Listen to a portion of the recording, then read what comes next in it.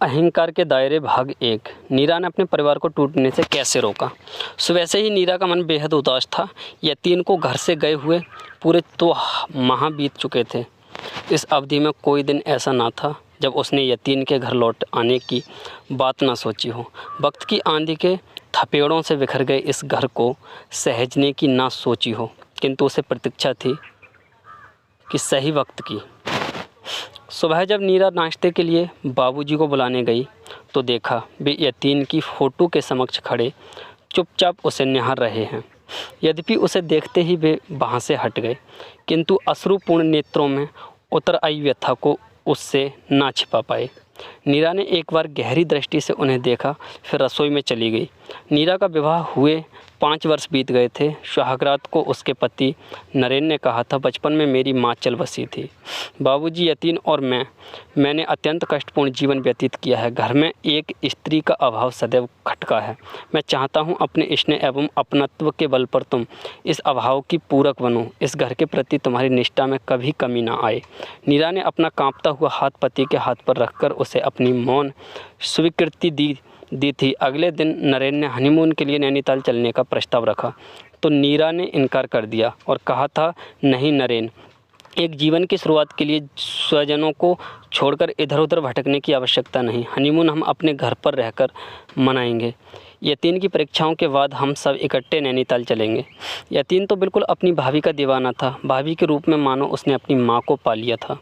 छोटे बड़े हर काम में वह भाभी पर निर्भर हो गया था।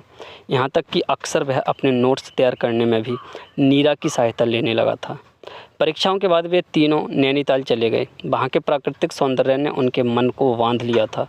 ऐसा प्रतीत होता था मानो सारे संसार से अलग थलग ये छोटा सा शहर अपने आप में कोई रहस्य समेटे हुए हो। ताल के किनारे बने हुए होटल में वे ठहरे थे। लगभग नित्य ही शाम को वे बोटिंग करते थे। उस समय नरेन और यतीन ताल की लहरों के साथ कोई न कोई गीत छेड़ देते। दोनों भाइयों को संगीत से बेहद लगाव था। एक दिन वे बहुत सवेरे स्नोव्यू और चाइना पीक के लिए रवाना हो गए। मार्ग में चीड़ व देवदार के वृक्ष और उनसे छनकर आती हुई सूर्य की किरणों का नृत्य सम्मोहित कर रहा था। बीच बीच में रुकते हंसते बातें करते हुए वे तीनों चाइना पीक तक पहुंच गए। वहां से समूचे नैनीताल का विहंगम दृश्य दिखाई दे रहा था। समय मानो वहां आकर थम गया था। वातावरण में एक गहरी निस्तब्धता रची बसी हुई थी। कुछ देर के लिए नीरा प्राकृतिक सौंदर्य में खो गई। इस समय वह स्वयं को प्रकृति के काफ़ी निकट महसूस कर रही थी।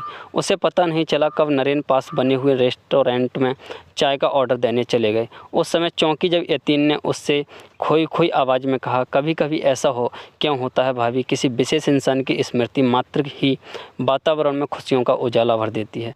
नीरा ने एक गहरी दृष्टि यतीन की ओर डाली। आखिर कौन है वह विशेष इंसान, मैं भी तो सुनूं। यतीन खामोश रहा। नीरा समझ गई वह उससे संकोच कर रहा है। तब उसने कहा, अपनी भाभी को भी नहीं बताओगे।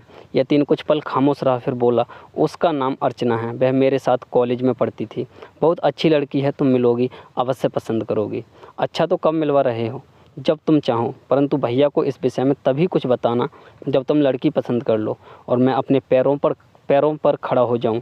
यतीन यह बात कह ही रहा था तभी नरेन वहां आ गए और वह खामोश हो गया। चाय पीकर वे लोग वहां से लौट पड़े। अगले दिन नैनीताल से वे वापस आ गए थे। कुछ दिन नीरा को घर व्यवस्थित करने में लगे। यतीन नौकरी के लिए जगह जगह इंटरव्यू दे रहा था।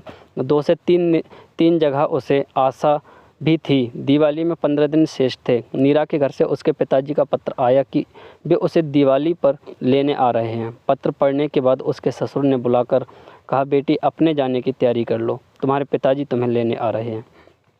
सुनकर नीरा खामोश खड़ी रही। बाबूजी ने उसे देखा और बोले, क्या बात है बेटी, किस सोच में डूब गई? बाबूजी, आप पिताजी को पत्र लिख दीजिए, वे दिवाली के बाद ही मुझे लेने के लिए आएँ। क्यों? बाबूजी अचंभित रह गए। बात यह है कि वहाँ पिताजी के पास अन्य बच्चे भी हैं। मेरे ना जाने से कोई विशेष अंतर नहीं पड़ने वाला, किंतु यहाँ मेरे जाने से आप लोग अकेले पड़ जाएंगे। नहीं बाबूजी, अपने घर की रोशनी फीकी करके मैं कहीं नहीं जाऊँगी। आप पिताजी को पत्र लिख दीजिएगा। दोस्तों, कैसी लगी कहानी? यह अभी पूरी कहानी नहीं है, इसका भाग 2 ज़रूर देखना, आपको बहुत ही ज़्यादा इंटरेस्टिंग आएगा। इंटरेस्ट आएगा सुनने में। और यदि अच्छे से समझ नहीं आया हो तो प्लीज़ एक बार दोबारा से सुनिएगा, बहुत ही इंटरेस्टिंग और दिल को छू जाने वाली कहानी है। तो चलिए दोस्तों, मिलते हैं अगली वीडियो में। तब के लिए जय हिंद, जय Bharat and love you all of you. Thank you, धन्यवाद।